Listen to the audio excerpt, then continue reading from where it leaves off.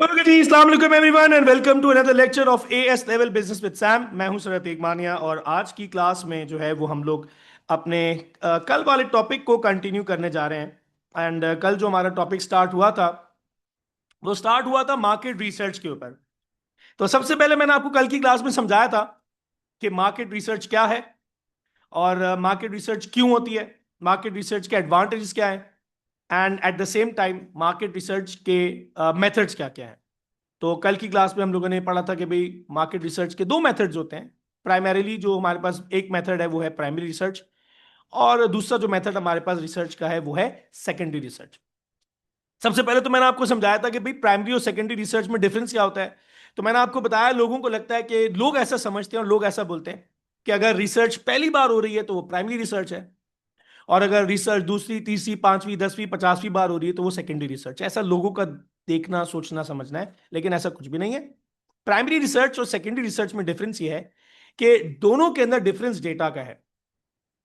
तो अगर primary research हो रही है तो उसका मतलब यह है कि फॉर एग्जाम्पल चलो, अगर एक बंदा रिसर्च कर रहा है तो रिसर्च के अंदर अगर वो किसी ऐसी जगह से रिसर्च का डेटा ले रहा है जो कि यूज्ड है, किसी और का डेटा लगा ले रहा है, इंटरनेट से, न्यूज़पेपर से, मैगजीन से, या किसी ऐसी जगह से डेटा ले रहा है जो डेटा बेचती है, यानी डेटा अपना खुद का नहीं है, किसी और का कलेक्टेड डेटा अपनी रिसर्च में यूज कर रहा है, तो वो सेकेंडरी रिसर्च कहलाती है। और अगर रिसर्च हो रही है और उसके अंदर जो डेटा है वो खुद कलेक्ट किया गया है, फ्रेश डेटा है, अपनी रिक्वायरमेंट के हिसाब से कलेक्ट किया गया है, तो ऐसी रिसर्च को हम लोग प्राइमरी रिसर्च कहते हैं।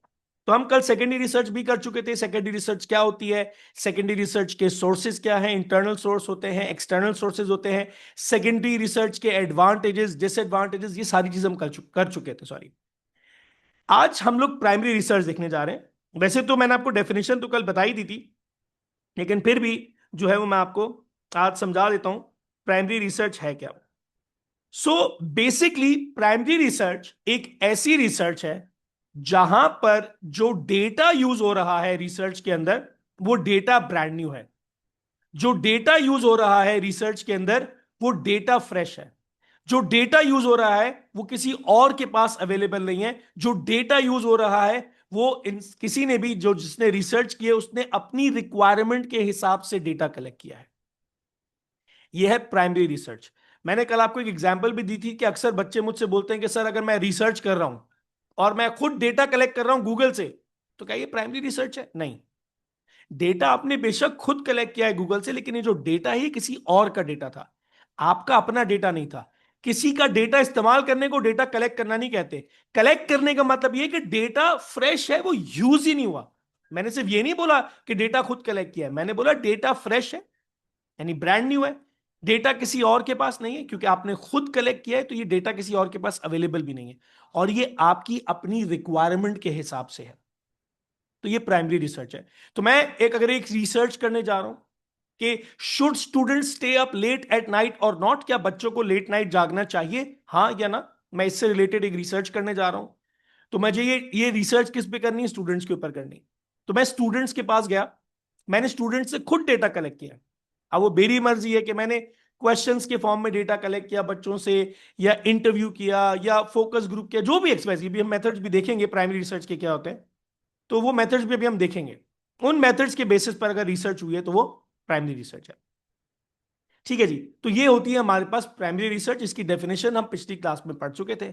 आज जो है वो हम लोग प्राइमरी रिसर्च के जो है वो एडवांटेजेस और डिसएडवांटेजेस के ऊपर जा सकते हैं। Let's keep it simple. Primary research के कुछ एडवांटेजेस हम देखते हैं। प्राइमरी रिसर्च का जो सबसे पहला और सबसे बड़ा एडवांटेज है वो ये है कि भाई डेटा इज फ्रेश।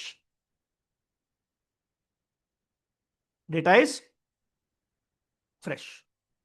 अब अगर मुझे 2026 में रिसर्च करनी है, should student stay up late at night और नॉट, तो मुझे 2026 के बच्चों पर रिसर्च करनी चाहिए। अब अगर मैं गूगल पे जा रहा हूं और गूगल पे जाके मैं डेटा उठा रहा हूं, किसी एक इंसान ने रिसर्च करी थी 2019 में। अब ये रिसर्च है प्री कोविड। दुनिया प्री कोविड अलग थी, पोस्ट कोविड अलग है, ये बात आपको पता है। कोविड से पहले चीजें अलग थी, कोविड के बाद चीजें बिल्कुल अलग है। बिल्कुल अलग हो चुकी है दुनिया, है ना। तो अब मेरे पास जो डेटा अवेलेबल है वो पुराना है, वो फ्रेश नहीं है। लेकिन जब भी कभी कोई इंसान प्राइमरी रिसर्च करता है तो वो डेटा खुद से कलेक्ट करता है। ठीक है, तो जब डेटा खुद से कलेक्ट करेगा तो डेटा फ्रेश होगा, ब्रांड न्यू डेटा है, पुराना तो हो ही नहीं सकता क्योंकि आपने डेटा ही अभी कलेक्ट किया है। एक। अच्छा, दूसरा, data is relevant. Data is relevant. अब अगर मैं सेकेंडरी रिसर्च पे जाता हूं, should student stay up late at night और नॉट, मैं गूगल पे गया, डेटा अवेलेबल है, लेकिन डेटा क्या अवेलेबल है, should adult stay up late at night और नॉट। अब डेटा अवेलेबल किस चीज का है, एडल्ट्स का। मुझे रिसर्च किस पे करनी है, स्टूडेंट्स पे। दोनों का क्वेश्चन सेम है, लेकिन टारगेट मार्केट क्या है, डिफरेंट है। उसकी टारगेट मार्केट है एडल्ट्स, मेरी टारगेट मार्केट है चिल्ड्रन। तो जो डेटा अवेलेबल है वो मिल तो रहा है, लेकिन सेम डेटा नहीं मिल रहा जो मुझे चाहिए, जो मेरी मतलब का है। तो सेकेंडरी रिसर्च में जरूरी नहीं है हमेशा रेलेवेंट डेटा मिले, लेकिन जब आप प्राइमरी रिसर्च करते हैं तो आप खुद से रिसर्च कर रहे हैं, आप डेटा भी वही कलेक्ट कर रहे हैं जो आपको चाहिए, जो आपके मतलब का है। तो the data that is available is relevant. ठीक है। तीसरा, अब मैं सेकेंडरी रिसर्च कर रहा हूं, किसी और का डेटा इस्तेमाल कर रहा हूं। अब मुझे कैसे पता लगेगा किसी और ने जो डेटा दिया है वो सही दिया है नहीं दिया, डेटा में कोई दो नंबरी की है नहीं की, मुझे तो पता ही नहीं। मुझे तो पता ही नहीं। लेकिन हाँ, अगर मैं खुद से डेटा कलेक्ट कर रहा हूं, ठीक है ना, तो डेटा गलत होने के चांसेस बहुत कम है। तो मैं लिखूंगा less chances of data accuracy error, यानी डेटा के गलत होने के, डेटा के फ्रॉडलेंट होने के चांसेस जो हैं वो बहुत कम है। डेटा के गलत होने के, फ्रॉडलेंट होने के, खराब होने के जो चांसेस हैं वो बहुत बहुत बहुत कम है। ये है हमारे पास तीन एडवांटेजेस ऑफ प्राइमरी रिसर्च। अच्छा, लेकिन अब हमारे पास प्राइमरी रिसर्च के कुछ डिसएडवांटेजेस भी हैं। अब मैं डिसएडवांटेज अगर ना भी बताऊं तो आपके थोड़ा सा दिमाग में चलना चाहिए। तो ये चलना चाहिए कि भाई डेटा खुद कलेक्ट करने जा रहे हैं आप डेटा खुद कलेक्ट करने जा रहे हैं। तो भाई जब आप डेटा खुद कलेक्ट करने जा रहे हैं तो उसमें बहुत टाइम लगेगा, टाइम कंज्यूमिंग। सवाल ही पैदा नहीं होता कि आपको रातों रात डेटा मिल जाए, नॉट पॉसिबल। तो ये टाइम कंज्यूमिंग प्रोसेस है। ठीक है, टाइम कंज्यूमिंग है। और उसके बाद फिर जब आप डेटा कलेक्ट कर रहे हैं, जा रहे हैं, इधर जा रहे हैं, उधर जा रहे हैं, क्वेश्चनर्स कर रहे हैं, इंटरव्यूज कर रहे हैं, ये कर रहे हैं, वो कर रहे हैं, डेटा कलेक्ट करने की कॉस्ट भी है। कॉस्टली प्रोसेस है भाई, है ना। डेटा कलेक्ट करना क्या है, कॉस्टली प्रोसेस है, इतना आसान थोड़ी है डेटा कलेक्ट करना। अच्छा भाई, नंबर थ्री। अब अब फॉर एग्जाम्पल, मुझे मुझे मैं एक कंपनी में जॉब करता हूं, मुझे मेरे मैनेजर ने बोला है कि भाई तुम एक रिसर्च करके आओ, और मैं तुम्हें एक हफ्ते का टाइम दे रहा हूं। अब क्या मसला है, अब मुझे रिसर्च करनी है, मेरे पास टाइम कम है। वो सिचुएशंस जहां पर इंस्टेंट रिसर्च रिक्वायर्ड होती है, वहां पर आप सेकेंडरी डेटा कलेक्ट करने पे मजबूर हो, वहां पर आप प्राइमरी रिसर्च कर ही नहीं सकते। अब मेरे बॉस ने मुझे बोला भाई तुम रिसर्च करके आओ, एक हफ्ता है तुम्हारे पास। एक हफ्ते बाद मुझे मेरे बॉस ने बुलाया, बोला हाँ भाई आपको मैंने टॉपिक दिया था रिसर्च करने का, क्या हुआ। मैं बोलूँगा सर वो मैंने अभी बच्चे जमा किए हैं और मैंने क्वेश्चनर दिया है और अभी वो फिल कर रहे हैं, फिर वो आएगा, फिर वो डेटा कलेक्ट होगा। मेरा बॉस बोलेगा बेटा कितना टाइम लगेगा। मैं बोलूँगा सर बस 2-2.5 महीने। बोलेगा मैंने आपको टाइम कितना दिया था, एक हफ्ता। आपने जो काम किया है वो कौन सा है, 2-2.5 महीने वाला। आप होश में हैं, क्या कर रहे हो भाई। आपको एक हफ्ते का टाइम गिवन था, आपने 2.5 महीने का काम कर दिया। समझ आ रही है मेरी बात। तो ऐसी सिचुएशंस जहां पर इंस्टेंट रिसर्च रिजल्ट रिक्वायर्ड होती है, वहां पर प्राइमरी रिसर्च फेल है। तो हम यहां लिख सकते हैं डिसएडवांटेज में एक और, situations where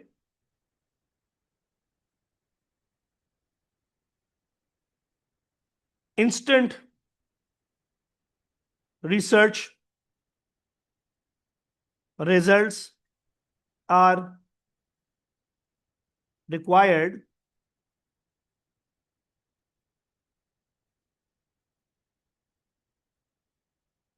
primary research will fail. तो ऐसी सिचुएशन जहां पर इंस्टेंट रिसर्च रिजल्ट रिक्वायर्ड होता है, वहां पर प्राइमरी रिसर्च फेल हो जाएगी। ऐसी सिचुएशन में आपके पास सेकेंडरी रिसर्च पर जाना आपकी मजबूरी है। अच्छा भाई, अब सवाल यह है कि अगर प्राइमरी रिसर्च करनी है तो प्राइमरी रिसर्च करने के लिए डेटा कलेक्ट करना पड़ता है ना। अब सवाल यह है भाई कि ये डेटा आएगा कहां से। तो पहला तरीका क्या है कि आप क्वेश्चनर दे दो। अब मुझे बच्चों पे रिसर्च करनी थी, should student stay up late at night और नॉट। तो मैंने क्या किया, मैंने 200 बच्चे जमा किए, उनको क्वेश्चनर दे दिया। अच्छा, अब आप बोलेंगे सर क्वेश्चनर क्या है। अब मैंने क्या किया, मैंने 3 4 5 10 15 20 25 क्वेश्चंस बनाए और 3 4 पेपर का जो प्रिंट आउट है निकाल के बच्चे को दे दिया। उसमें अलग अलग क्वेश्चन है कि when you stay up late at night, how does it affect your health? When you stay up late at night, are you lazy the next day? When you stay up late at night, how does it affect your emotions? How does it affect your academic performance? How does it affect the relationship you with your family? जब आप अगले दिन late उठ रहे हैं तो क्या response है, क्या है क्या नहीं है। तो बच्चा 15 20 क्वेश्चन के जवाब देगा, तो उससे मुझे एक पता लगेगा कि एक बच्चे पे लेट नाइट जागने का क्या इफेक्ट आ रहा है, पॉजिटिव या नेगेटिव। इस तरह दूसरे बच्चे का, तीसरे बच्चे का, चौथे बच्चे का, 200 300 400 500 1000 बच्चों का मैं डेटा कलेक्ट करूंगा। तो फिर मुझे एक आइडिया हो जाएगा, बेटर आइडिया हो जाएगा कि भाई लेट नाइट जागने से बच्चों पे क्या इफेक्ट आ रहा है। सो अगर रिसर्च करनी है तो एक तरीका क्या है, आप बच्चों को क्वेश्चनर दे दें। क्वेश्चनर क्या है, जहां पर आपने 10 15 20 25 50 क्वेश्चन जो भी है वो आपने बनाए, बच्चों को दे दिए, बच्चे उसका आंसर टिक करेंगे और आपके पास डेटा आ जाएगा। यह है क्वेश्चनर, यह है क्वेश्चनर। अच्छा, क्वेश्चनर दो तरीके से हो सकते हैं। अब आपकी मर्जी है, आप उसको प्रिंट आउट करके फिजिकल फॉर्म में दे दें। ये पुराने जमाने में होता था, डेटा आता था, फिर डेटा कलेक्ट करना, कॉपी करना, रिकॉर्ड करना, लंबा प्रोसेस था। अब आसानी हो गई है, अब गूगल डॉक्स आ गए। गूगल डॉक कहता है आपको क्वेश्चनर बनाना है, हमारे पास भेजो, हम बच्चे को, मतलब आपने गूगल डॉक पे क्वेश्चनर बना दिया, हर किसी को लिंक दे दिया, आपने हर किसी को लिंक दे दिया। अब क्या होगा, लिंक देने से लोग उस लिंक पे जाएंगे, टक करके ऑनलाइन जो है वो खुल जाएगा हमारे पास क्वेश्चनर। लोग उसको फिल करते रहेंगे, डेटा जमा होता रहेगा। गूगल के बाद डेटा जमा होगा, गूगल खुद ही उस डेटा को रिकॉर्ड करेगा, खुद ही उसका रिजल्ट निकाल के खुद ही हमें दे देगा। बारीक कम है, लेकिन यह है क्वेश्चनर। फिजिकल होता था किसी जमाने में, आज भी कुछ लोग फिजिकल करते हैं, लेकिन अब ज्यादातर लोग ऑनलाइन प्रेफर करते हैं। यह है हमारे पास क्वेश्चनर, यह है हमारे पास क्वेश्चनर। ठीक है जी। तो ये एक तरीका है प्राइमरी रिसर्च के अंदर डेटा कलेक्ट करने का। फायदे भी हैं, नुकसान भी हैं। फायदा क्या है, आप डिटेल्ड क्वेश्चंस पूछ सकते हो, आप जितने चाहो क्वेश्चंस पूछ सकते हो। ठीक है ना, लंबी लंबी कहानियां भी लिख सकता है, कोई मसला नहीं है। वो डिपेंड करता है आपने क्वेश्चन क्या लिखा है। लेकिन डिसएडवांटेज क्या है, क्वेश्चनर्स बनाना, एक एक को वन बाय वन देना, चाहे फिजिकल हो तो एक एक करके देना होगा, ऑनलाइन है तो एक एक को लिंक भेजना होगा, टाइम कंज्यूमिंग भी है। और जो है वो थोड़ा सा, अगर आपने फिजिकल फॉर्म पे गए हो क्वेश्चनर के, तो थोड़ा सा कॉस्टली भी है। ये एक तरीका है डेटा कलेक्ट करने का। अच्छा, दूसरा तरीका क्या है, आप इंटरव्यू ले लो। आप वन ऑन वन, अब मुझे 200 बच्चों का डेटा कलेक्ट करना है ना, तो एक तरीका कहता है 200 बच्चों को क्वेश्चनर दे दिया। मैंने बोला नहीं यार, बच्चों को क्वेश्चनर दूंगा, बच्चे फारेंगे आजकल के, उनसे अपना होमवर्क नहीं होता, क्वेश्चनर के खाक फिल करेंगे, भरोसा ही नहीं है। मैंने बोला 200 बच्चों को बुलाओ, एक एक करके सबका इंटरव्यू लो। मैं बैठ गया या मेरे साथ कोई एक और बंदा बैठ गया, हमने 2 3 4 बंदों की टीम बिठाई और वन ऑन वन एक एक करके 200 बच्चों के इंटरव्यू लिए, वन ऑन वन। ठीक है ना। तो ये भी एक तरीका है डेटा कलेक्ट करने का। पहले बच्चे को क्वेश्चनर दे दिए थे, बच्चे ने फिल करके दिया, अब हम बैठ गए खुद पूछ रहे हैं, और बच्चा जो बोल रहा है इंटरव्यू के अंदर, जो क्वेश्चन के आंसर दे रहा है, हम उसको रिकॉर्ड कर रहे हैं, हम रिकॉर्ड कर रहे हैं। ये भी एक तरीका है डेटा कलेक्ट करने का। इंटरव्यू फायदे भी हैं, नुकसान भी है। फायदा क्या है कि जब आप बच्चे से क्वेश्चन पूछोगे और बच्चे को कोई चीज समझ नहीं आती, तो आप उसको एक्सप्लेन कर सकते हो। क्वेश्चनर में तो आपने दे दिया ना बच्चे को, अगर नहीं समझ में आया तो नहीं समझ में आया। लेकिन इंटरव्यू में क्या है कि आप जो है वो क्या कर सकते हो, उसको एक्सप्लेन कर सकते हो। एक फायदा। दूसरा फायदा, लोग लिखने में जान छुड़ाते हैं, लेकिन जब आप बात कर रहे होगे तो आप बच्चे से और डिटेल्ड आंसर पूछ सकते हो कि बेटा इसका क्या मतलब है, अच्छा इसको और जरा डिटेल में समझाओ। क्वेश्चन में तो आप कुछ बोल ही नहीं सकते ना, उसने जो बोल दिया आपने लिख, आपके पास आ गया डेटा। इंटरव्यू में तो आप उसके डिटेल्ड आंसर्स को रिकॉर्ड भी कर सकते हो। दो ये फायदे हैं। नुकसान क्या है, एक एक बच्चे का इंटरव्यू लेना लंबी चौड़ी कहानी है एक। दूसरा नुकसान क्या है, अब मैं क्वेश्चन जो है वो रिसर्च कर रहा हूं, मैंने 5 बंदे रखे इंटरव्यू लेने के लिए कि तुम लोग इंटरव्यू लो, मुझे कैसे पता जो इंटरव्यू ले रहा है वो सारी चीजें रिकॉर्ड कर रहा है नहीं कर रहा है? सुस्ती कर गया "अबे यार इसको क्यों लिखूं, मैं ये क्यों लिखूं, वो क्यों लिखूं"। उसने पूरी बातें लिखी नहीं। अब उसने पूरी बातें नहीं लिखी तो उसका मतलब उसने आधी बातें लिखी आधी नहीं लिखी। तो मेरे पास आधा डेटा आया आधा डेटा नहीं आया। जब मेरे पास आधा डेटा आया ही नहीं तो उसका मतलब क्या है, मेरी जो रिसर्च है उसका जो पर्पज है वो पूरा ही नहीं होगा, जवाब ही गलत आएगा, रिजल्ट ही गलत होगा। ठीक है ना। तो ये दो प्रॉब्लम्स है इंटरव्यू के।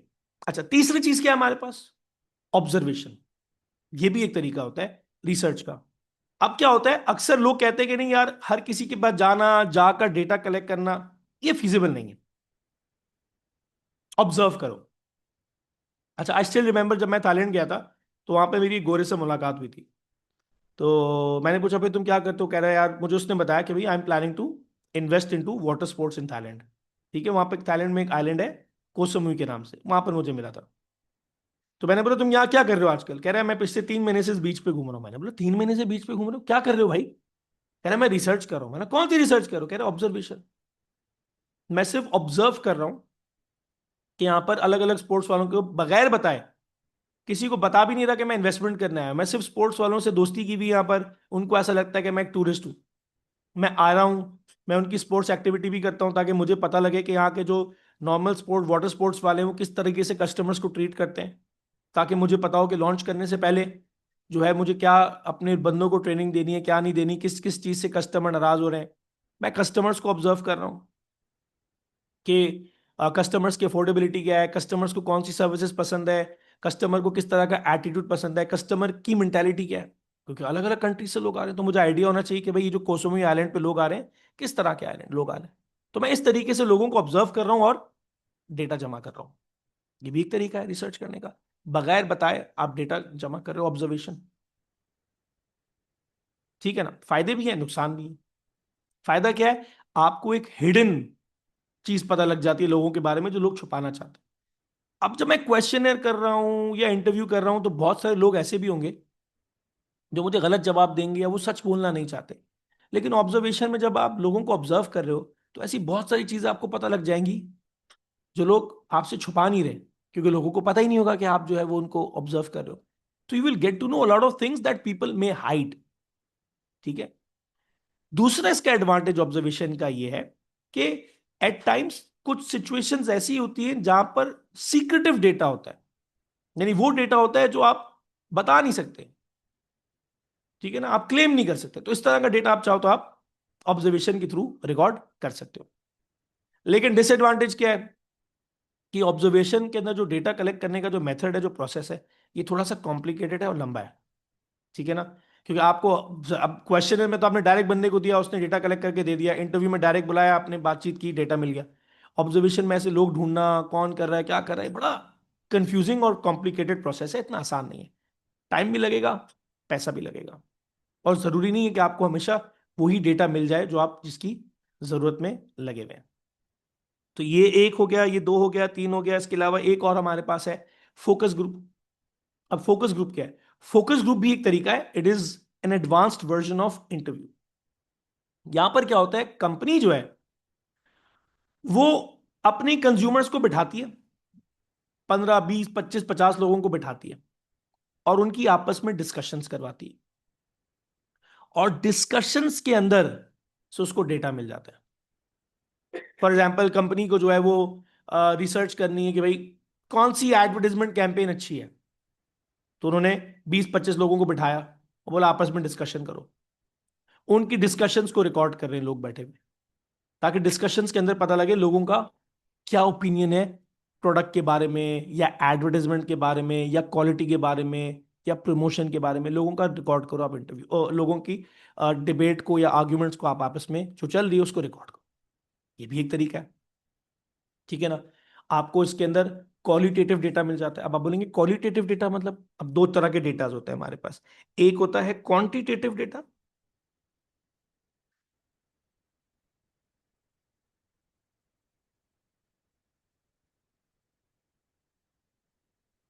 और एक होता है क्वालिटेटिव। क्वांटिटेटिव मतलब नंबर फॉर्म में, ये काउंट हो सकता है, इनकम, एज, ठीक है ना, ये सारा वो डेटा होता है जो काउंट हो सकता है। एक होता है क्वालिटेटिव, वो डेटा जो कि काउंट नहीं हो सकता। अब मैंने आपको बताया ना, एक साथ कंज्यूमर्स को बिठाया, वो डिस्कशन कर रहे हैं। जब वो डिस्कशंस कर रहे हैं तो क्या होगा, डिस्कशंस के अंदर क्या हो रहा है कि आप क्वालिटेटिव डेटा देख रहे हो, उनकी लाइकिंग्स क्या है, कौन सी ऐड पसंद आई, कौन सी नहीं पसंद आई, पसंद आई नहीं आई, इसका काउंटेबल डेटा थोड़ी है। लाइकिंग एंड डिसलाइकिंग, पसंद आया नहीं पसंद आया, अच्छा है नहीं अच्छा है, ये सारा क्वालिटेटिव डेटा है।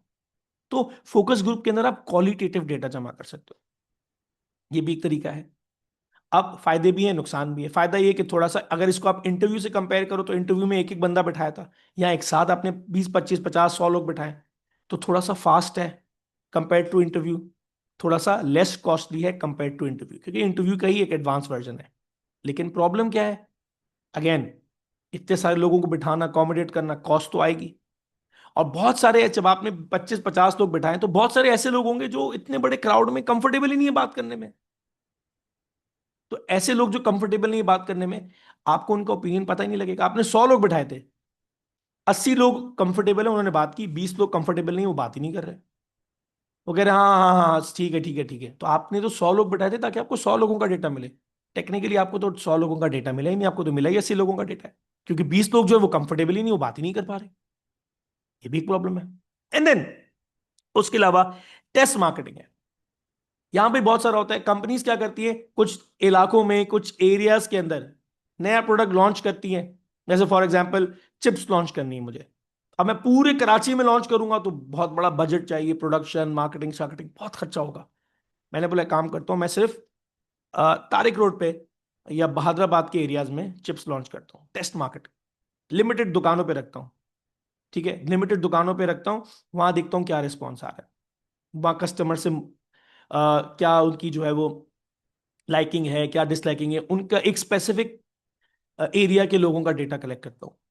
और फिर उसके बाद देखता हूँ कि कैसा रिस्पॉन्स, अगर लोगों का रिस्पॉन्स अच्छा हुआ तो फिर जाके जो है मैं इसको बड़े स्केल पर लॉन्च कर सकता हूँ। तो ये भी एक तरीका होता है डेटा कलेक्ट करने का। लिमिटेड एरिया में अपना प्रोडक्ट लॉन्च करो और उन लिमिटेड एरिया के लोगों का फीडबैक लो प्रोडक्ट से रिलेटेड, और फिर उसके हिसाब से आप जो है वो डिसाइड करो कि आपको लॉन्च करना है नहीं करना। तो ये हमारे पास कुछ मेथड्स हैं डेटा कलेक्ट करने के, 1 2 3 4 5। तो these are some of the methods that we can use to collect data when we are conducting primary research. अच्छा जी, अब सवाल ये है कि ये सैंपल क्या है। ये कॉन्सेप्ट हमारे पास आता है, सैंपल। सैंपल क्या है, देखो भाई, जब रिसर्च पॉपुलेशन बहुत बड़ी हो, for example today I want to conduct a research on the women of Pakistan, मैं पाकिस्तान की औरतों पे रिसर्च करना चाहता हूं। अच्छा भाई, अब मैं जो ये पाकिस्तान की औरतों पे रिसर्च करना चाहता हूं, पाकिस्तान के अंदर 10 करोड़ औरतें रहती हैं। अब मैं अगर आपसे पूछूं क्या ये प्रैक्टिकली पॉसिबल है कि मैं 10 करोड़ औरतों पे रिसर्च करूं, पॉसिबल ही नहीं है। एक तो 10 करोड़ की, और 10 करोड़ का नंबर बहुत बड़ा है, ऊपर से 10 करोड़ औरतें, या तो 100 100 औरतें आ जाए एक साथ, बर्दाश्त करना मुश्किल हो जाए। समझ सकते हो ना औरतों की मेंटालिटी कैसी होती है, नो ऑफेंस, बट परेशानियां औरतों को बहुत होती है ना। तो 100 औरतों से एक साथ रिसर्च करना पॉसिबल नहीं, 10 करोड़ औरतें तो मतलब बंदा ही पागल हो जाए। तो जब रिसर्च की टारगेट मार्केट या पॉपुलेशन बहुत बड़ी हो और सारी पॉपुलेशन से डेटा कलेक्ट करना पॉसिबल ना हो, तो कंपनी क्या करती है, कंपनी उस टारगेट पॉपुलेशन में से लिमिटेड नंबर ऑफ लोगों को सेलेक्ट करती है और उनके ऊपर रिसर्च करती है, और ये अज्यूम करती है कि जो ये लिमिटेड नंबर ऑफ लोग सोचते हैं, रिमेनिंग लोग भी वही सोचते हैं। तो मुझे रिसर्च करनी थी ऑन 10 करोड़ औरतें ऑफ पाकिस्तान, 10 करोड़ औरतों से डेटा कलेक्ट करना पॉसिबल नहीं था। तो मैंने क्या किया, मैंने 1 लाख औरतों से डेटा कलेक्ट कर लिया, और मैंने अज्यूम किया कि जो ये 1 लाख औरतें सोचती हैं, रिमेनिंग 9 करोड़ 99 लाख औरतें भी वही सोचती है। तो सैंपल क्या है, सैंपल वो लोग हैं जो पूरी पॉपुलेशन की रिप्रेजेंटेटिव है। यानी ये 10 करोड़ औरतों पे रिसर्च करना, उनसे डेटा कलेक्ट करना पॉसिबल नहीं था, तो मैंने 1 लाख औरतों से डेटा कलेक्ट कर लिया। ये जो 1 लाख औरतें हैं, ये रिमेनिंग 99 लाख, सॉरी 9 करोड़ 99 लाख औरतों की रिप्रेजेंटेटिव है। मैं ये अज्यूम करूंगा जो ये 1 लाख औरतें सोचती है, रिमेनिंग 9 करोड़ 99 लाख भी औरतें भी वही सोचती है। हालांकि ऐसा नहीं है, 10 करोड़ औरतों का मतलब 10 करोड़ अलग अलग दिमाग, 10 करोड़ अलग अलग सोच, बात कर रहा हूं। ठीक है ना? ये है सैंपल। ये है सैंपल। तो जब बहुत बड़ा पॉपुलेशन साइज हो, सबसे डेटा कलेक्ट करना पॉसिबल ना हो, तो आप उस पॉपुलेशन में से एक नंबर ऑफ लोग निकाल लेते हो और उनको पूरी मार्केट का रिप्रेजेंटेटिव बना देते हो। और ये अज्यूम करते हो कि भाई जो ये लोग सोचते हैं, रिमेनिंग लोग भी वही सोचते हैं, तो इनका जो ओपिनियन होगा रिमेनिंग लोगों का भी वही ओपिनियन होगा। ये है सैंपल। ये है सैंपल। अच्छा, अब सैंपल के करने के कुछ प्रॉब्लम्स भी हैं। पहला प्रॉब्लम, सैंपल में बी टू स्मॉल। अच्छा भाई, अब मैं रिसर्च करना चाह रहा हूं 10 करोड़ औरतों पर। अब मैंने बोला यार 10 करोड़ औरतों पर तो पॉपुलेशन पे इतनी बड़ा डेटा कलेक्ट करना मसला है, एक काम करता हूं मैं 1000 औरतों से डेटा कलेक्ट कर लेता हूं। अब मैंने की है गलती। मैंने गलती क्या की है, मैंने सैंपल तो लिया है, यस, बट मेरा सैंपल साइज इतना छोटा है कि मैं 1000 औरतों के ओपिनियन को 9 करोड़ 99 लाख एंड 99,000 औरतों पे बेस नहीं कर सकता। भाई 1000 औरतें तो कुछ भी नहीं है। 1000 औरतें तो कराची के एक मोहल्ले से मिल जाएंगी मुझे रिसर्च करने के लिए। तो कराची के एक मोहल्ले की रिसर्च की जो औरतों को का डेटा, मैं ये अज्यूम कर सकता हूँ कि रिमेनिंग सारी औरतों का डेटा ये है। पॉसिबल नहीं है ना। भाई जब आप रिसर्च करते हो और पॉपुलेशन साइज बड़ा है, तो आप सैंपल लेते हो, माना, लेकिन सैंपल का भी एक नंबर होना चाहिए। 1% होना चाहिए, क्या बोलो, कम से कम यार 1% की अजम्पशन के बेसिस पर मैं अज्यूम कर सकता हूँ चलो रिमेनिंग 99% वो सोचते हैं यार, चलो अगर 1% नहीं तो 5% सही, 10% सही। हमें 1 करोड़ औरतों पे रिसर्च करना चाह रहा हूं, तो मैं 1 करोड़ औरतों की, सॉरी 10 करोड़ औरतों पे रिसर्च करना चाह रहा हूं, तो मैं 10 करोड़ औरतों की रिप्रेजेंटेशन को कम से कम भी लाख औरतों पे लेकर आऊंगा यार। 10 करोड़ औरतों की रिप्रेजेंटेशन को मैं 100 औरतों पे या 500 औरतों पे या 1000 औरतों पे नहीं रख सकता, इवन 10,000 पे भी नहीं रख सकता। मेरी बात समझ आ रही है ना? कम से कम भी 1% होना चाहिए। मैं एक एग्जाम्पल दे रहा हूं आपको, वैसे तो ज्यादा भी हो सकता है। तो 10 करोड़ औरतों पे रिसर्च करनी, तो भाई कम से कम 10 लाख औरतों का डेटा लो। तो अगर आप सैंपल की लिमिटेशन क्या है कि अगर आप सैंपल चूज कर रहे हो और अगर आपने सैंपल साइज बहुत छोटा चूज कर लिया ना, अगर आपका सैंपल साइज बहुत छोटा है तो भाई गड़बड़ हो जाएगी, गड़बड़ हो सकती है। अच्छा जी, दूसरा तरीका, दूसरा सॉरी प्रॉब्लम सैंपलिंग के अंदर, रिस्क ऑफ सैंपलिंग बायस। अच्छा, आपने शायद ये वर्ड डेली लाइफ में बहुत बार सुना हो, बायस। यार ये बंदे का ओपिनियन बायस्ड है, मतलब ये किसी एक साइड को फेवर करते हैं। ठीक है ना? बायस्ड का मतलब क्या है? सैम्पलिंग बायस का मतलब, the only really accurate method of primary research is to ask the entire target population. भाई अगर आपको एक्यूरेसी पे जाना है, तो आपको पूरी टारगेट, अगर आपको चाहिए कि भाई मेरा 100% रिजल्ट हो, तो भाई 100% रिजल्ट तो उसी वक्त आ सकता है जब आप पूरी पॉपुलेशन से डेटा कलेक्ट करो। अगर आप पूरी पॉपुलेशन से डेटा कलेक्ट नहीं कर रहे, आप लाख औरतों से डेटा कलेक्ट कर रहे हो, तो लाख औरतों से डेटा कलेक्ट करने का मतलब यह है कि आपको कहीं ना कहीं कोई ना कोई, किसी ना किसी किस्म का एरर जरूर मिलेगा। पॉसिबल ही नहीं है कि आप विदाउट एरर जो है वो रिसर्च कर लो। पॉसिबल नहीं है ना, क्योंकि सैंपलिंग का मतलब आपने लिमिटेड लोगों को पूरी मार्केट का रिप्रेजेंटेटिव बनाया, तो हर किसी का ओपिनियन तो सेम नहीं है, तो बायसनेस हो सकती है। ठीक है ना? बायसनेस का मतलब आपके पास वन साइडेड ओपिनियन आ सकता है। बायसनेस का मतलब वन साइडेड ओपिनियन आ सकता है। अब अगर आप चाहते हो कि न्यूट्रल ओपिनियन आए, तो फिर आपको सबसे डेटा कलेक्ट करना पड़ेगा, और सबसे डेटा कलेक्ट करना बहुत लंबी चौड़ी कहानी है, इतना आसान नहीं है। ठीक है?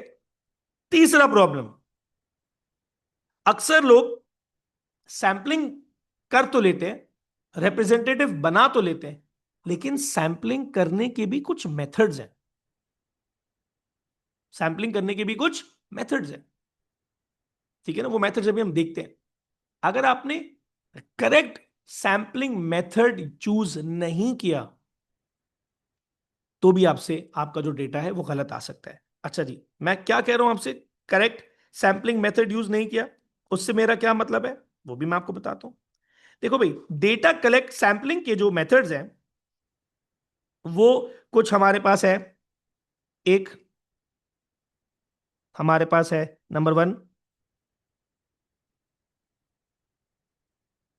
Random sampling.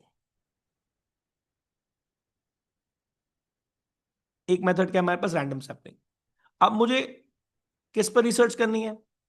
अब मुझे रिसर्च करनी है 10 करोड़ औरतों पर। अब 10 करोड़ औरतों पे तो रिसर्च हो नहीं सकती। मैंने क्या बोला, मैंने बोला अच्छा एक काम करो, लाख औरतों पे रिसर्च कर लेते हैं। अब मैंने क्या किया, वो लाख औरतें पाकिस्तान के अंदर से रैंडमली चूज कर ली, कराची से, लाहौर से, इस्लामाबाद से, इधर से उधर से रैंडमली चूज कर ली। ये है रैंडम सैंपलिंग। ये है रैंडम सैंपलिंग। अच्छा, दूसरा, एक होती है हमारे पास स्ट्रैटिफाइड सैंपलिंग, और एक होती है हमारे पास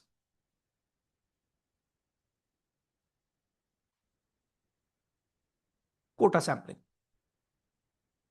स्ट्रैटिफाइड में क्या किया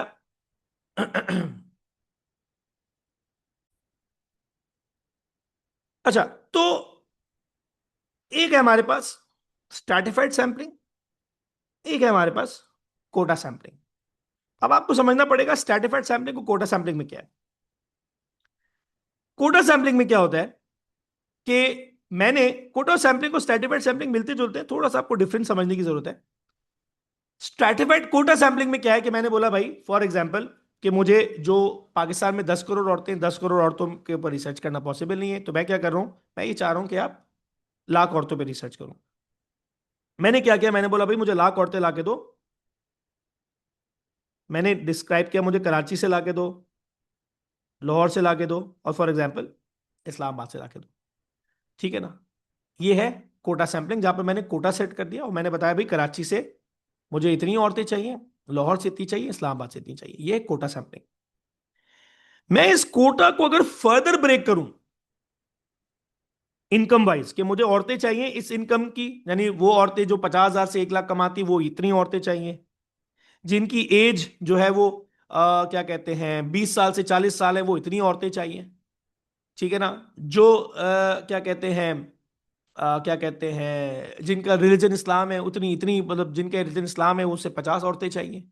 मैंने क्या किया, मैंने अलग अलग अलग अलग अलग छोटे छोटे क्लस्टर्स बना दिए, और उन क्लस्टर्स के अंदर मैंने जो है वो औरतें बताई कि मुझे इस क्लस्टर में इतनी औरतें चाहिए, मतलब छोटे छोटे ग्रुप्स बना दिए, इस ग्रुप में इतनी औरतें, इस ग्रुप में इतनी औरतें, इस ग्रुप में इतनी औरतें, इस ग्रुप में इतनी औरतें। मैंने छोटे छोटे ग्रुप्स बना दिए, और फिर मैंने उससे डेटा कलेक्ट किया।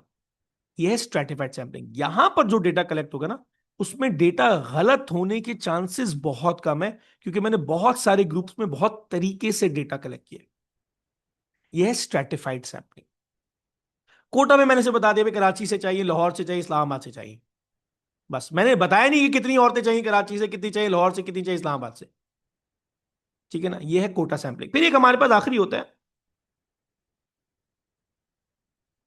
Systematic sampling. यहां पर क्या होता है, मैंने बोला भाई मुझे हर 10वीं औरत से डेटा चाहिए, यानी अगर पॉपुलेशन में मैंने 10 करोड़ औरतें हैं, तो 100 हर 100th औरत से मैं डेटा कलेक्ट करूंगा, फिर हर 200 औरत से मैं डेटा कलेक्ट करूंगा। nth नंबर बेसिकली यहां पर कैलकुलेशन होती है nth नंबर।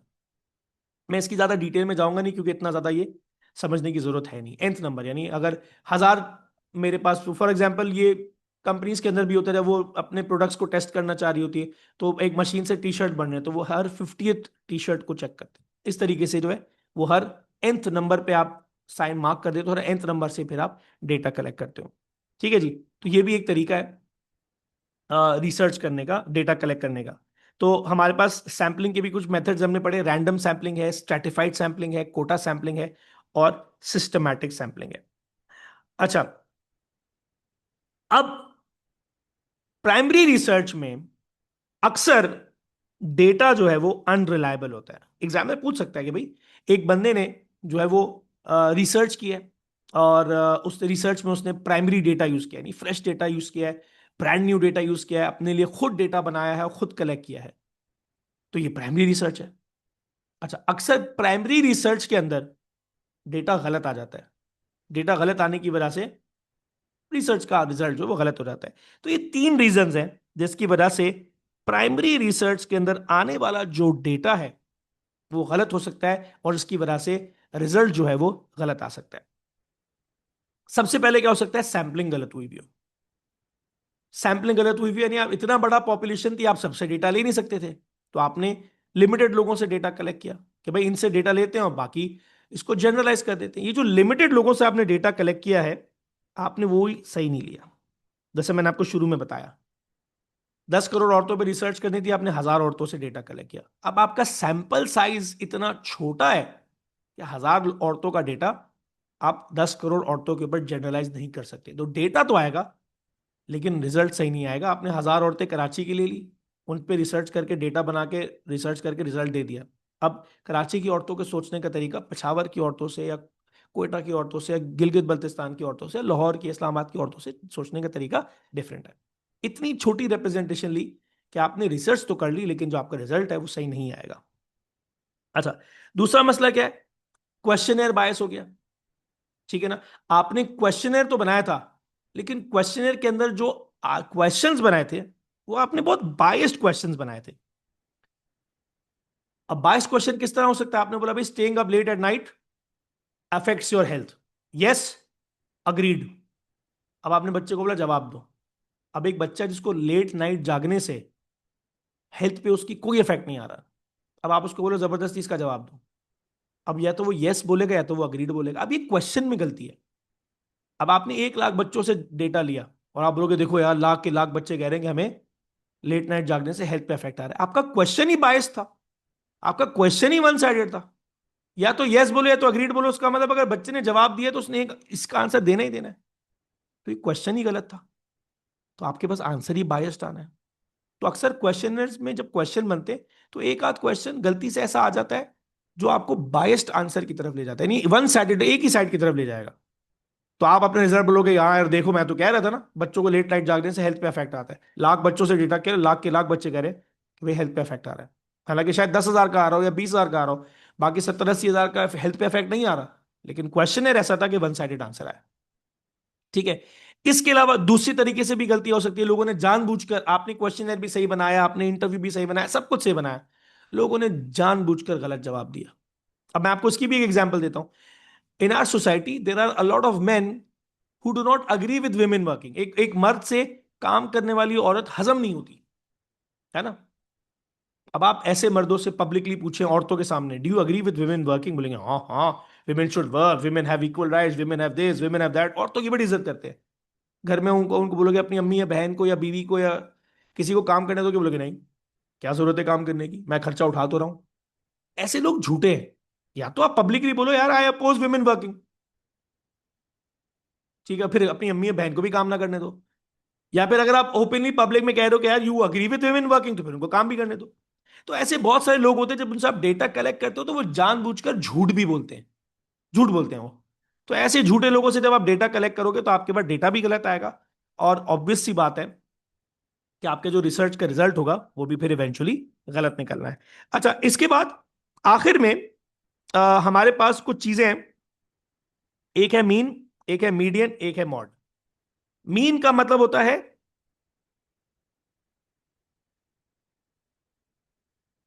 एवरेज निकालना।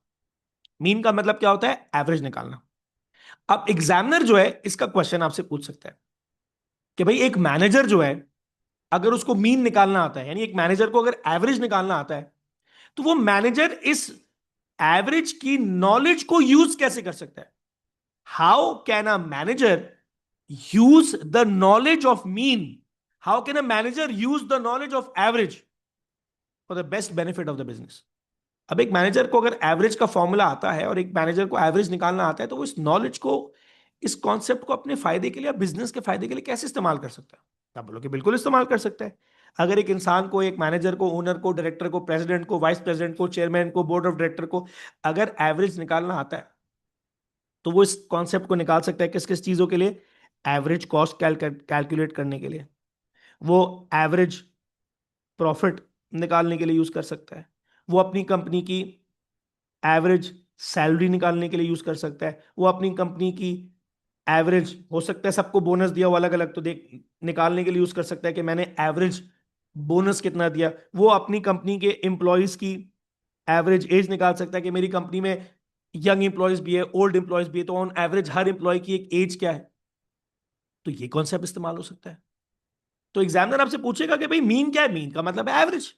तो एक मैनेजर एवरेज का कॉन्सेप्ट कैसे इस्तेमाल कर सकता है बिजनेस के बेनिफिट के लिए, तो बहुत सारी चीजों में, cost average, average profit, average age, average salary, average bonus, average commission, बहुत सारी चीजें जो एक बिजनेसमैन एवरेज जो है वो करके अपनी कैलकुलेशंस में यूज कर सकता है, या अपनी इंटरप्रिटेशन में यूज कर सकता है, या अपनी प्लानिंग में यूज कर सकता है। ठीक है ना। अब मोड का मतलब क्या होता है, मोड का मतलब होता है मोस्ट रिपीटेड वैल्यू। अच्छा भाई, ये आपने ओ लेवल मैथ में पढ़ा होगा ना, मीन मीडियन मॉड। अब एग्जामिनर पूछ सकता है, भाई जो मोड है, ये जो कॉन्सेप्ट ऑफ मोड है, एक इंसान या एक मैनेजर या डायरेक्टर मोड के कॉन्सेप्ट को बिजनेस के बेनिफिट के लिए कैसे यूज कर सकता है। यानी एक मैनेजर को अगर, या एक चेयरमैन को या प्रेसिडेंट को या सीईओ को अगर ये पता है कि मोड क्या है, वो इस मॉड के कॉन्सेप्ट को बिजनेस के बेनिफिट के लिए कैसे यूज कर सकता है। अब बोलोगे बड़ा सिंपल फॉर्मूला है, बड़े अच्छा तरीका है भाई मॉड के फॉर्मूले को या मॉड के कॉन्सेप्ट को यूज करने के लिए। अगर एक इंसान को मॉड का पता हो कि मॉड का मतलब होता है मोस्ट रिपीटेड वैल्यू, तो इंसान इस कॉन्सेप्ट को यूज करके मोस्ट फेवर्ड डिजाइन या मोस्ट फेवर्ड कलर या मोस्ट फेवर्ड साइज, ये सब चीजें मालूम कर सकता है। शायद आपको समझ ना आया हो, मैं समझा देता हूं। फॉर एग्जाम्पल, मेरा ये टी शर्ट बेचने का बिजनेस है, ठीक है। अब मुझे हर साल, सॉरी, अब मुझे हर महीने जो है ना टी शर्ट्स खरीदने पड़ते हैं, है ना।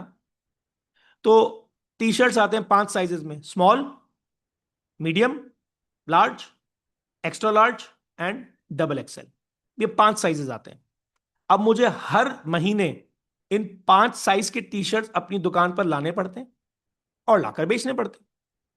अब इसका मतलब अगर मुझे हर महीने ये 5 साइजेस लाने हैं, तो उसका मतलब हर महीने ऑर्डर देना है। अब मैं एज ए मैनेजर परेशान हूं कि यार मैं खरीदने तो जा रहा हूं, मैं कितने जो है वो स्मॉल टी शर्ट खरीदूं, कितने मीडियम खरीदूं, कितने लार्ज खरीदूं, कितने एक्सेल खरीदूं, कितने डबल एक्सेल खरीदूं, समझ ही नहीं आ रहा। अब अगर मुझे मॉड की नॉलेज है तो मैं बोलूंगा उठाओ पुराना डेटा, मार्क करो कितनी बार एल यानी लार्ज, कितनी बार लार्ज बिका है, एम कितनी बार मीडियम बिका है, कितनी बार स्मॉल बिका है, कितनी बार डबल एक्सेल बिका है, कितनी बार एक्सेल बिका है, सबसे ज्यादा, सबसे ज्यादा कौन सा नंबर रिपीट हो रहा है। फॉर एग्जाम्पल सबसे ज्यादा एल रिपीट हो रहा है और एम रिपीट हो रहा है। अगर आप पाकिस्तान में किसी भी ब्रांड पे शॉपिंग पे जाओगे तो सबसे ज्यादा जो साइज पाकिस्तान में बिकता है, बिकॉज यहाँ की एवरेज हाइट जो पाकिस्तान में आपको नजर आएगी वो 5 फीट 5 से लेके 5'9" 5'10" तक नजर आती है लोगों की। We are not very tall but we are not very short people as well. तो सबसे ज्यादा जो बिकने वाला साइज है पाकिस्तान के अंदर कपड़ों में वो मीडियम और लार्ज साइज होता है। वो मॉड का फॉर्मूला लगाएगा तो पता लगेगा भाई सबसे ज्यादा रिपीटेड कौन सा नंबर आ रहा है, मीडियम और लार्ज। तो उसका मतलब उसको एक आइडिया हो गया कि जो भी टी शर्ट का डिजाइन में खरीदने जा रहा हूं, सबसे ज्यादा मीडियम और लार्ज साइज खरीदना है क्योंकि सबसे ज्यादा इसकी डिमांड है। ठीक है। अब फॉर एग्जाम्पल मैंने टी शर्ट बनाया और टी शर्ट जो है वो 4 कलर में है, B black, R red, B L यानी ब्लू, और ओ ऑरेंज, ये 4 कलर है। अब मैं सोच रहा हूं यार कौन सा कलर मैं ऑर्डर करूं, तो मैंने बोला मॉड का फॉर्मूला लगाओ। जब माल बिका, जब माल बिका तो कौन सा कलर सबसे ज्यादा बिका है, ओ, बी, बी एल या आर। तो सबसे ज्यादा पता लगा R R R R R, बाद में सबसे ज्यादा आ रहा है मॉड का फॉर्मूला लगाने के बाद। इसका मतलब सबसे ज्यादा कौन सा कलर बिक रहा है मेरे पास, आर। सेकंड नंबर पे कौन सा नंबर आ रहा है ज्यादा, बी एल यानी ब्लू। थर्ड पे आ रहा है ब्लैक। फोर्थ पे आ रहा है ओ यानी ऑरेंज। इसका मतलब जो भी माल खरीदने जा रहा हूं मोड का फॉर्मूला लगाने के बाद सबसे ज्यादा रेड कलर खरीदो, फिर ब्लू कलर खरीदो, फिर ब्लैक कलर खरीदो और फिर ऑरेंज कलर खरीदो। तो मैंने आपको बताया कि अगर किसी मैनेजर को या डायरेक्टर को या ओनर को अगर मोड का कॉन्सेप्ट समझ आता है, तो मोड का कॉन्सेप्ट कैसे यूज कर सकता है, वो इस तरीके से यूज कर सकता है कि वो मॉड का फॉर्मूला लगाए तो उसको नजर आ जाएगा कि कौन सा नंबर या कौन सा अल्फाबेट सबसे ज्यादा रिकर हो रहा है, सबसे ज्यादा सॉफ्टवेयर में या हिसाब किताब में आ रहा है। तो नंबर जो सबसे ज्यादा आ रहा है वो कलर के हिसाब से आ रहा है या शेप के साथ आ रहा है या डिजाइन के साथ आ रहा है या साइज के साथ आ रहा है। लगाओ तो आपको पता लग जाएगा कौन सा आइटम सबसे ज्यादा बिक रहा है, कौन सा साइज या कलर या शेप ज्यादा बिक रहा है, तो उस हिसाब से आप अपनी प्लानिंग कर लो मॉड। अच्छा जी, इसके बाद मीडियन। अच्छा भाई, मीडियन क्या है? मीडियन कैसे यूज होता है? मीडियन में, अच्छा अब आपको पता होगा, आपने जब ओ लेवल मैथ्स पढ़ा था तो मीडियन में आपने ग्रुप्ड डेटा और अनग्रुप्ड डेटा पढ़ा होगा। तो आपने इस तरह से पढ़ा होगा ना, फ्रीक्वेंसी और टैली, इस तरह का आपने डेटा पढ़ा होगा। अच्छा, अब सवाल यह है कि कोई भी मैनेजर जो है वो मीडियन का डेटा कैसे यूज हो सकता है, कर सकता है। अब वो मेरी मर्जी है। फॉर एग्जाम्पल, मुझे देखना है कि मेरी कंपनी के अंदर किस एज के कितने लोग हैं। तो फॉर एग्जाम्पल, मेरी कंपनी के अंदर 20 साल से 25 साल वाले कितने लोग हैं, 26 साल से 35 ईयर्स के कितने लोग हैं, 36 से लेके 50 ईयर्स वाले कितने लोग हैं। मैंने क्लासेस बना दी, इसमें है 1 2 3 4 5, 1 2 3, पता चला यहाँ 5 और 3 8 लोग हैं इस क्लास के अंदर। 26 साल से लेके 35 साल वाले कितने लोग हैं, 1 2 3 4, पता लगा यहाँ तो सिर्फ 4 लोग हैं। अच्छा भाई, कितने लोग हैं जो 36 to 50 है, 1 2 3 4, 1 2 3 4, 1 2 3 4, पता लगा यहाँ पर मेरे पास 15 लोग हैं। इस तरीके से जो है मैं मीडियन के डेटा को यूज करके अपनी कैलकुलेशंस कर सकता हूं। ये तो मैंने एज निकालने के लिए किया है। हो सकता है मैं ये देखना चाह रहा हूं कि कितने लोगों को कितनी कमीशन मिला है। फॉर एग्जाम्पल, मैंने 3 क्लासेस बना दी कमीशन की, आपको समझाने के लिए बता रहा हूं। मैंने अपनी कंपनी में दिया 10,000 से लेके 20,000 का कमीशन। यानी कितने लोग हैं जिनको 10,000 से 20,000 का कमीशन मिला, पता लगा 8।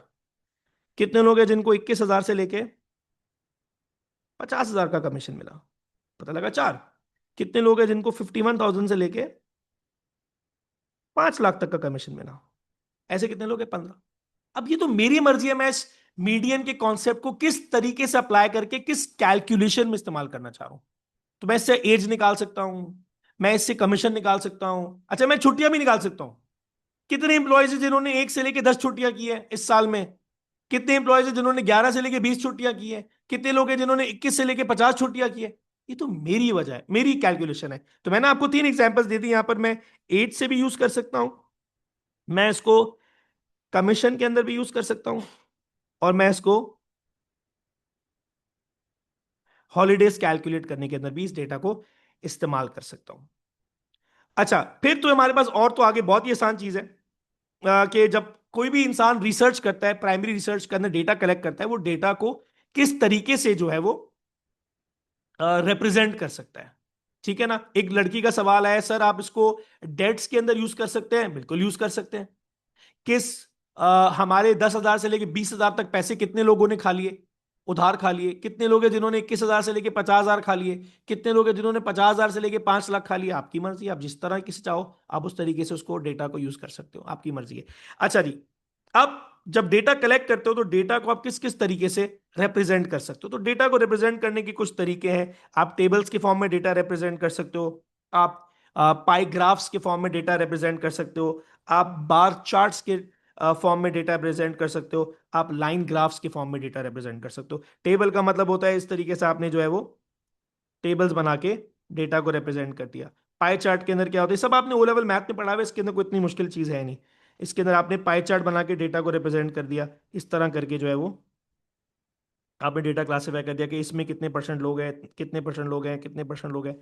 फिर एक होता है लाइन ग्राफ्स, 1 2 3 4 आपने लाइन बना ली, लाइन के फॉर्म में डेटा रिप्रेजेंट कर दिया। फिर एक होगा बार चार्ट्स,